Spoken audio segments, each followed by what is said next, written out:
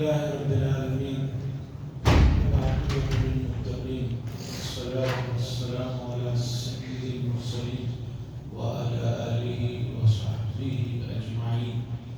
أما بعد فأعوذ بالله من الشيطان الرجيم. بسم الله الرحمن الرحيم. يا أيها الذين آمنوا اتقوا الله وكونوا مع الصادقين.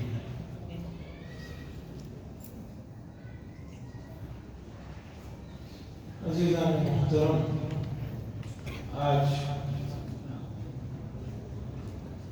سورہ توبہ، سورہ یونس اور سورہ ہود، تین سورتوں کی ہم نے تلاوت سنی، جس میں سورہ یونس کو تو مکمل سنا، سورہ ہود کا کچھ حصہ اور سورہ توبہ کا آخری کا کچھ حصہ ہم نے سنا۔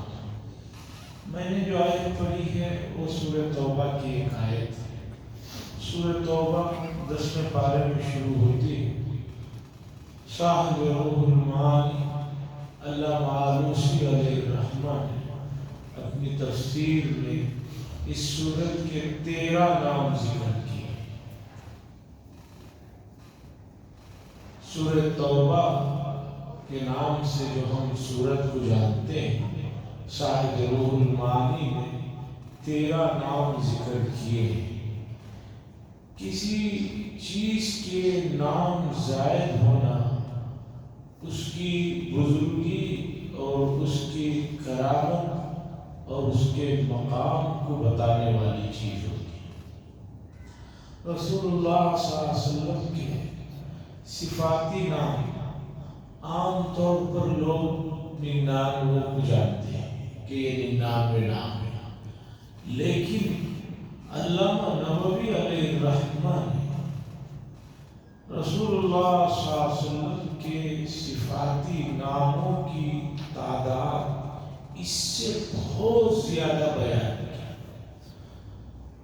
300 سے زائد ناموں کو بتایا اور انہوں نے یہ کہا کہ میری اپنی معلومات کے حساب سے مجھے رسول اللہ صلی اللہ علیہ وسلم کے اتنے نام معلوم ہوئے، اور اگر اس میں کوئی آگے تحقیق کرے گا تو راستہ کھلا ہے اور آگے مسئلہ ہے۔ اور علامہ نووی بہت کم عمر میں ان کا انتقال ہو گیا۔ غالباً ان کے اپنے دوست نے ان کو زہر دے دیا، جس کی وجہ سے ان کی وفات ہو گئی۔ 44 سال کی کچھ عمر تھی۔ بڑا کام کیا، خاص طور پر مسلم شریف جو حدیث کی کتاب ہے اس کی شرح بہت لاجواب انہوں نے کی۔ اسی طرح ہمارے ملک میں ایک بڑی علمی شخصیت علامہ عبدالحی لکھنوی فرنگی محلہ، یہ بھی بڑے قابل آدمی تھے۔ ان کی بھی سمجھیے کہ 33-34 سال کی عمر میں ان کا بھی انتقال ہو گیا۔ ان کو بھی غالباً زہر وغیرہ کے ذریعے سے ختم کر دیا گیا۔ بڑے محقق آدمی تھے۔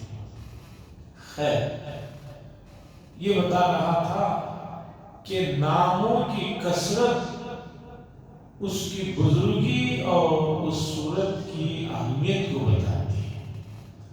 گھروں میں آپ نے دیکھا ہوگا کہ جو لاڑیلا اور اکلوتا بچہ ہوتا ہے اس کے بہت سے نام ہوتے ہیں۔ کوئی ایک نام سے گھر میں پکار رہا ہے، خاندان کا کوئی فرد دوسرے نام سے پکار رہا ہے، کوئی نک نیم جو بولتے ہیں اس سے پکار رہا ہے، کوئی چاند پکار رہا ہے، کوئی کچھ پکار رہا، وہ اس سے محبت کی علامت ہوتی ہے۔ صاحب روح المعانی نے 13 نام ذکر کیے، ان میں سے 3 نام بڑے مشہور ہیں۔ ایک ہے سورہ توبہ، دوسرے سورۃ البراءہ، تیسرے سورۃ الفاتحہ۔ بہرحال اس سورت کی میں نے ایک آیت پڑھی ہے، اس کی طرف آتا۔ اللہ فرماتے ہیں یا ایھا الذین آمنوا اتقوا اللہ، اے ایمان والو تقوی اختیار کرو، اللہ سے ڈرو، وکونوا مع الصادقین، اور سچوں کے ساتھ ہو جاؤ۔ تقوی کا لفظ جس سے لفظ متقین بنا ہے بار بار قرآن میں آتا ہے، اور تقوی کے معنی صرف ڈرنے کے جو کیا جاتا ہے یہ لفظی ڈکشنری ترجمہ ہے، ورنہ آدمی تو کسی بھیڑیے سے بھی ڈرتا ہے، کسی موذی جانور سے بھی ڈرتا ہے، اندھیرے سے بھی ڈرتا ہے، کسی ظالم سے بھی ڈرتا ہے، کسی بری آدمی سے بھی ڈرتا ہے۔ تو ڈرنا، اللہ سے ڈرنے کا مفہوم میں اس طرح کا ڈرنا مراد نہیں ہے جس طرح آدمی اندھیرے سے ڈر رہا ہے، کسی برے آدمی سے ڈر رہا ہے، کسی جنگلی جانور سے ڈر رہا ہے۔ ایک ڈرنا ہوتا ہے ایک برے آدمی سے، اور ایک ڈرنا ہوتا ہے اپنے انتہائی محبت کرنے والے استاد سے، اپنے انتہائی شفقت کرنے والے کسی رشتہ دار سے۔ بتائیے کہ ڈرنے میں فرق ہے یا نہیں؟ استاد سے جس عزم و احترام سے ایک شاگرد ڈر رہا ہے، کہ یہ ڈرنا کسی ظالم سے ڈرنے کی طرح ہے یا جانور سے ڈرنے کی طرح ہے، کہ دونوں ڈرنوں میں فرق ہے؟ تو اتقوا اللہ کا مفہوم ہے اللہ سے ڈرو، تقوی اختیار کرو، یعنی تقوی کا مطلب اللہ کی عظمت اور اس کی محبت اور اس کی عقیدت اور اس کے احترام میں کوئی ایسا کام نہ کرو جو اسے ناپسند ہے، جس سے وہ ناراض ہوتے ہیں، ان کی مرضی جس میں نہیں ہے، ایسے کاموں سے بچنے کا نام تقوی ہے۔ اور تقوی اتنی بڑی نعمت ہے، اتنی بڑی صفت ہے کہ جتنے انبیاء دنیا میں تشریف لائے ہیں ان سب لوگوں نے تقوی کو اپنانے کا اپنی امتوں کو حکم دیا۔ اور تقوی کے مفہوم میں ایک صحابی نے پوچھا تھا کہ تقوی کسے کہتے ہیں خلفائے اربعہ میں سے؟ تو ان صحابی نے کہا، کیا آپ نے کبھی کسی کانٹے دار درختوں کے قریب سے گزرے؟ تو انہوں نے کہا جی۔ تو فرمایا آدمی کانٹوں کے درمیان سے جب گزرتا ہے تو اپنے کپڑوں کو کیسے سمیٹ لیتا ہے۔ پہلے تو چادریں ہوتی تھی، کرتوں کا تو رواج نہیں زیادہ، چادروں کو کیسے سمیٹ کر بچاتے ہوئے کانٹوں سے نکلتا ہے۔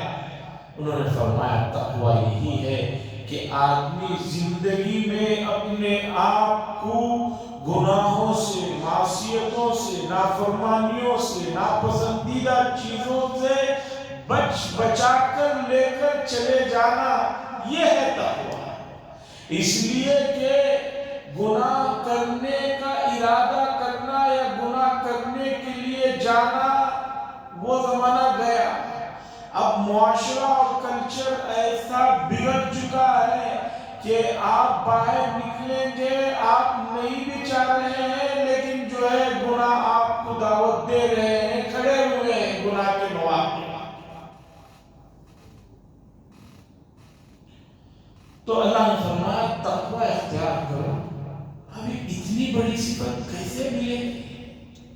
اللہ نے آگے اس کا راستہ بتایا، وَكُونُوا مَعَ الصَّادِقِينَ، سچوں کے ساتھ ہو جاؤ۔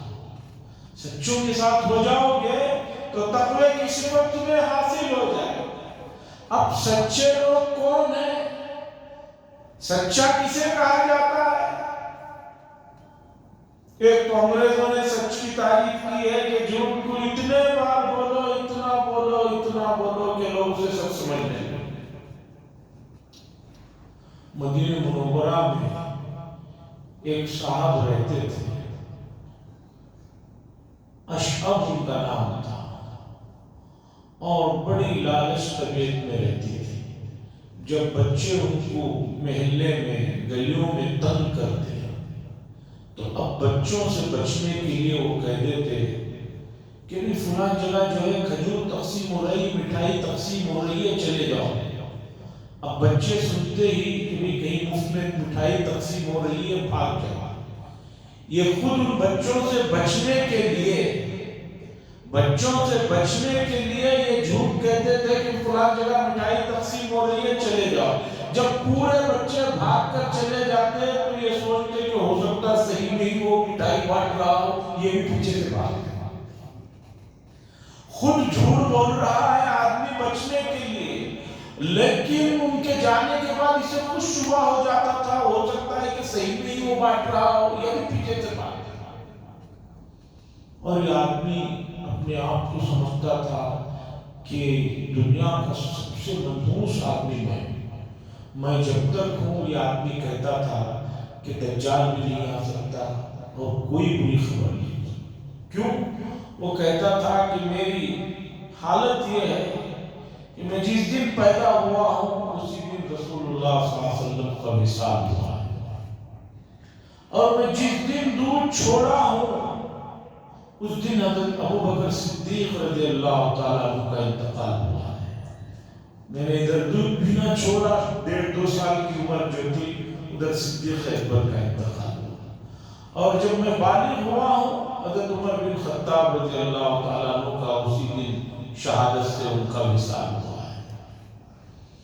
اور میری شادی بھی ہے اس دن حضرت عثمان رضی اللہ تعالیٰ عنہ کی شادی. اور مجھے بیٹا پیدا ہوا حضرت علی رضی اللہ تعالیٰ عنہ کی شہادت اسی دن ہوئی ہے. دوسرا بیٹا پیدا ہوا تو حضرت حسین رضی اللہ تعالیٰ عنہ کی شہادت. جہاں جہاں میرے یہاں کوئی اچھی بات ہوئی اس دن سمجھیے کہ عالم اسلام میں کوئی نہ کوئی یہ بات. خیر میں اس واقعے میں اتنا بتانا چاہ رہا ہوں کہ سچ سے مراد وہ سچ نہیں جسے لوگ سمجھتے ہیں کہ جیسے وہ اشرف پیچھے خود بھاگتا تھا. نہیں، اللہ نے فرمایا سچوں کے ساتھ ہو جاؤ. سچے کون ہیں؟ قرآن میں 3 الگ جگہ پر مومنین کاملین جو سچے ہیں ان کی صفات بیان کی. اس میں سے ایک آیت آج بھی گزری. اللہ فرماتے ہیں التائبون العابدون الحامدون السائحون الراکعون الساجدون الآمرون بالمعروف والناهون عن المنکر والحافظون لحدود اللہ وبشر المؤمنین.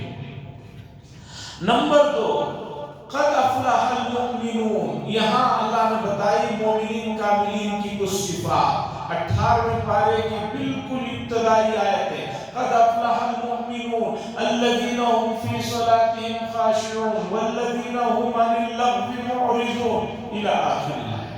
اس کے بعد 22ویں پارے میں اللہ نے بتائی مومنین کاملین کی صفات.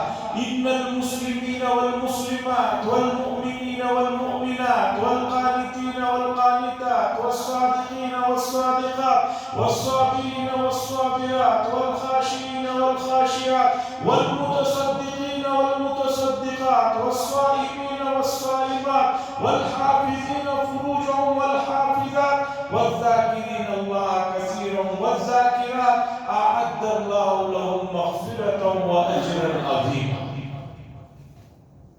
30 چیزیں بتائی اللہ نے کہ صادق لوگ کون ہیں. 3 الگ الگ جگہ پر.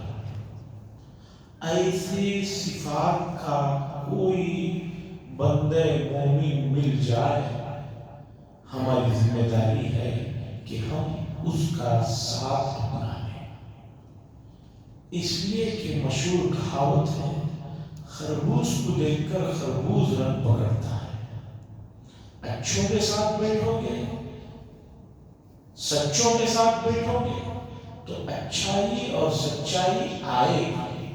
یہ جو ذہن میں بیٹھا ہے کہ اس دنیا میں سچ نہیں بول سکتے، سچ بول کر آدمی جی نہیں سکتا، کا جو ذہنی اعتبار سے منصوبہ نفس نے اور شیطان نے جو بنایا ہے، اگر آپ سچوں کے ساتھ رہیں گے تو آپ کو پتا چلے گا کہ بھی قرآن نے کوئی بات کہی ہے تو پریکٹیکل دنیا میں اس پر عمل کرنا ممکن. اگر سچ بولنا دنیا میں مشکل تھا، ناممکن ہے، بول کر آدمی کامیاب نہیں ہو سکتا، تو سن لیجئے قرآن کسی ایسی چیز کا حکم ہی نہیں دے سکتا جو پریکٹیکل لائف میں نہ ہو۔ سچائی ہمیشہ نجات دینے والی ہے، ان الصدق ینجی والکذب یہلک، اور جھوٹ نقصان دینے والا ہے۔ بہرحال 30 صفات بیان کی۔ اب ان 30 صفات کی تفصیل میں گئے بغیر میں یہ بتانا چاہتا ہوں ہمیں تقوی اختیار کرنا ہے، آسانی سے اس صفت کو پیدا کرنا ہے تو ایسے لوگوں کو تلاش کرنا ہوگا جو سچے ہیں، اور قرآن قیامت تک کے لیے ہے تو قیامت تک اس طرح کے لوگ دنیا میں پائے جائیں گے، تلاش کرنا ہماری ذمہ داری ہے۔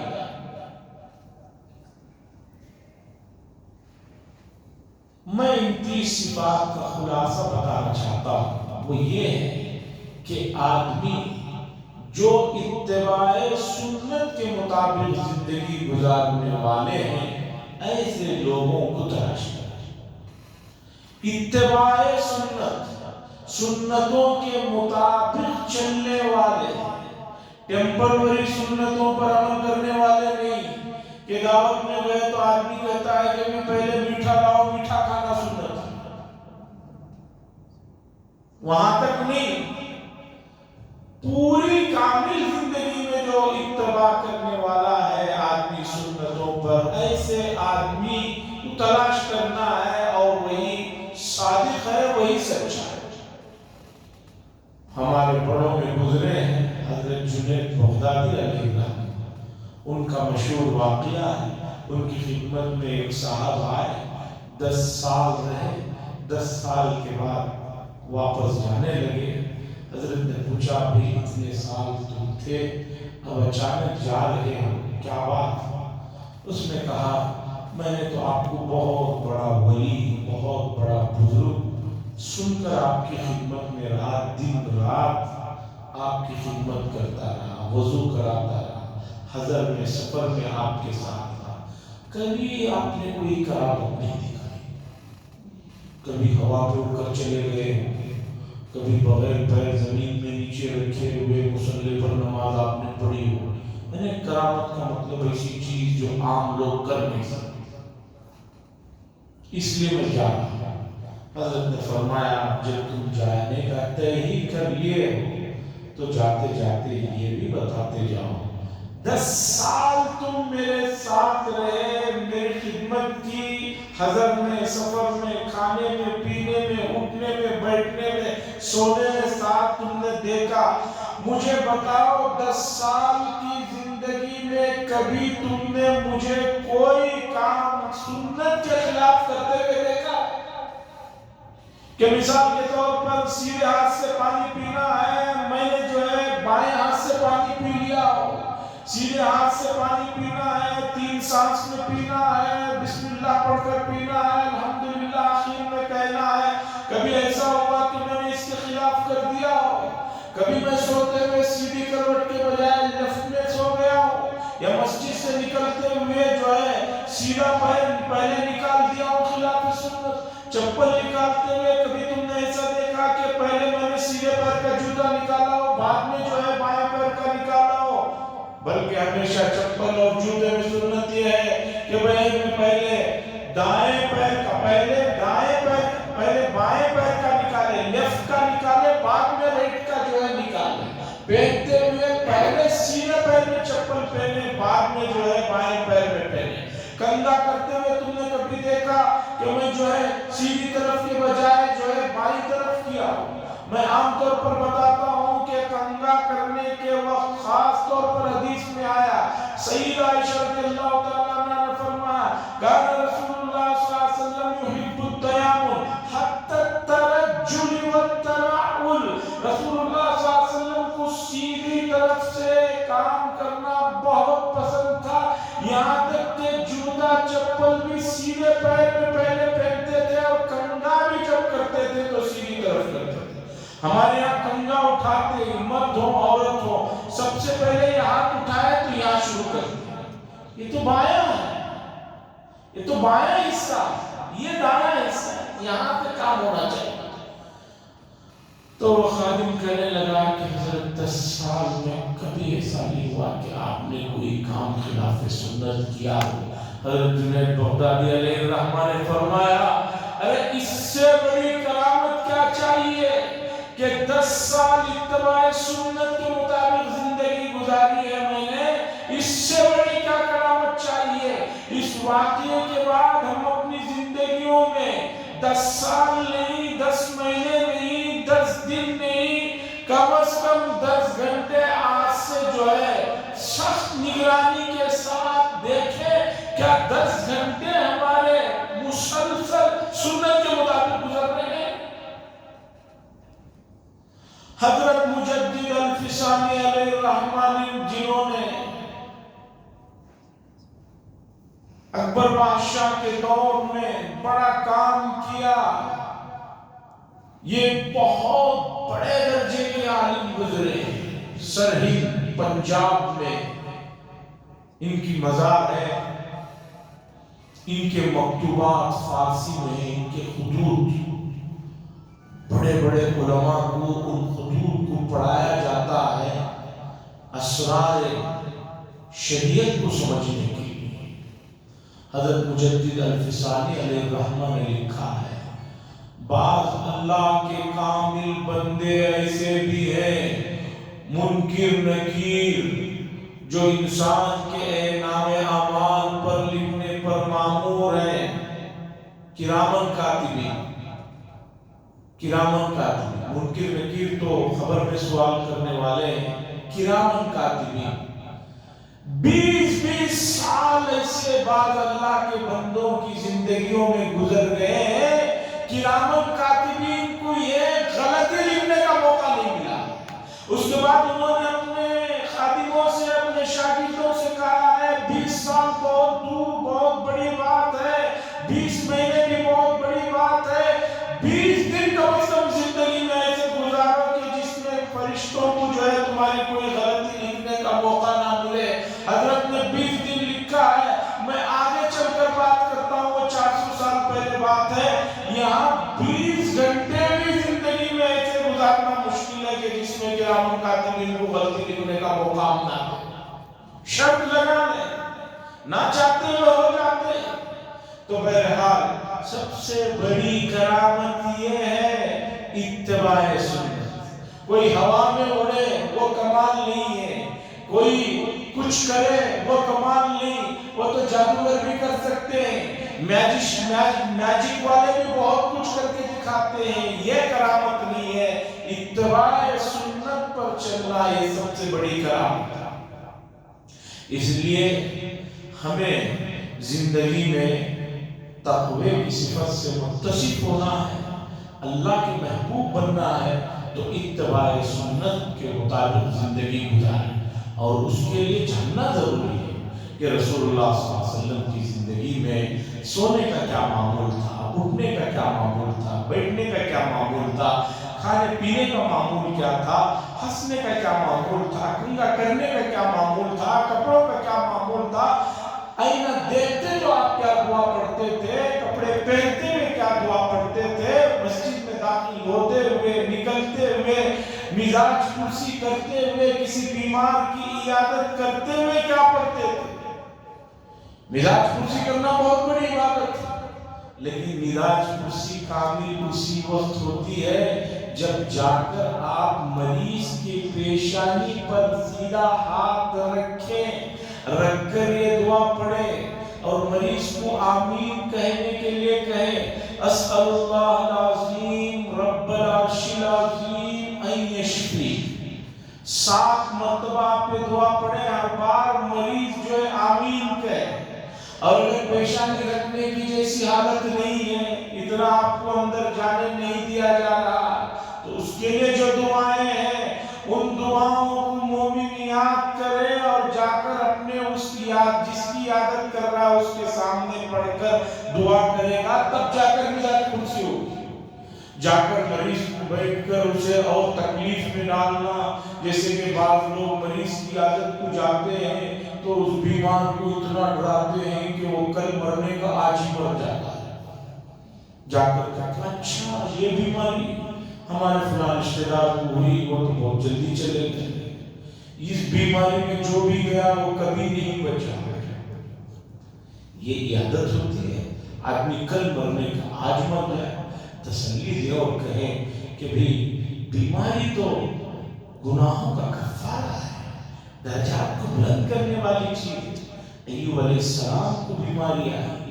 خود رسول اللہ صلی اللہ علیہ وسلم کو جب بخار آتی تھی اتنا ماتھا پیشانی گرم ہو جاتی تھی، سیدہ عائشہ رضی اللہ تعالیٰ عنہ فرماتے ہیں کہ ہاتھ نہیں رکھا جاتا تھا. یہ تسلی دے اور کہیں کہ وہ بالکل ٹھیک ہے، جلدی ہو جائے گا. یہ نہیں کہ جا کر اسے ڈرائے اور اس کے پاس لمبا وقت بیٹھے. حدیث نے بتایا بیمار کے پاس زیادہ وقت مت بیٹھو، اسے ہلنا رہتا ہے، جھولنا رہتا ہے. اگر وہ آپ کا قریبی نہیں ہے تو گئے سلام دعا کیے، نکل کر فوراً آتے رہے، دعا پڑھ کر آتے رہے اور بیماروں کو جو ہے تنگ نہ کرے. یہ سب آداب ہے، اخلاق ہے، معاشرت ہے. یہ بتایا تو وَكُونُوا مَعَ الصَّادِقِينَ، صادقین کی سب سے بڑی پہچان یہ ہے جو اتباع سنت کے مطابق جو آدمی زندگی کر رہے ہیں، کامل زندگی میں اتباع سنت ہے، وہ صادقین ہیں. ان کی صحبت میں رہیں گے تو اثر چلے گا. حضرات بحیثیت انسان ہونے کے ایک آدمی سے بھول ہونا لازمی ہے. تو بھول ہو گئی فوراً توبہ کا دروازہ. میں نے جو آیت پڑھی 11ویں پارے کی آج مومنین کی صفات، اس میں پہلا لفظ اللہ نے فرمایا التائبون العابدون. مومنین کی صفات اللہ نے بیان کی تو پہلا لفظ، پہلی صفت اللہ نے فرمایا التائبون العابدون، توبہ کرنے والے. توبہ تو آدمی اسی وقت کرے گا جب کوئی غلطی ہوگی، بھول چوک ہوگی تو پتا چلا کہ انسان سے بھول چوک لازمی ہے. لیکن اس پر اڑے رہنا یہ ابلیس کی روش ہے کہ وہ اپنی غلطی پر اڑا ہوا ہے. اور غلطی ہونے کے بعد معافی طلب کرنا ہم سب کے جد امجد والد محترم حضرت آدم علیہ السلام کی صفت ہے. انہوں نے فرمایا ربنا ظلمنا انفسنا وان لم تغفر لنا وترحمنا لنكونن من الخاسرین. بہرحال میں پھر اپنے موضوع کو سمیٹتے ہوئے ادھر لاتا ہوں.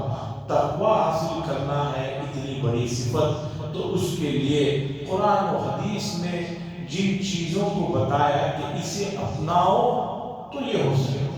ایگزام چل رہے ہیں، بچوں کو بتاتے ہیں کہ بھئی ایگزام میں سوالات اس طریقے سے آ سکتے ہیں، ایک ہی بات کو اس طرح گھما کر پوچھا جا سکتا ہے، فلاں کا یہ انداز رہتا ہے. اسی طرح تقوی کو حاصل کرنے کے لیے کچھ چیزیں ہیں جسے قرآن و حدیث نے بتایا. اسے اپنا لیں گے تو آہستہ آہستہ آپ متقی بن جائیں گے. اتنی بڑی چیز آپ چاہتے ہیں کہ آج ہی رات میں پوری حاصل ہو جائے، کل پوری آپ کو مل جائے؟ نہیں، شف بشف. قرآن نے جگہ جگہ کہا، اللہ نے فرمایا ہم نے آسمان اور زمینوں کو 6 دن میں بنایا. ارے اللہ تو لفظ کن کہتے ہیں چیزیں بن جاتی ہیں، پھر 6 دن کا بار بار قرآن نے کیوں ذکر کیا؟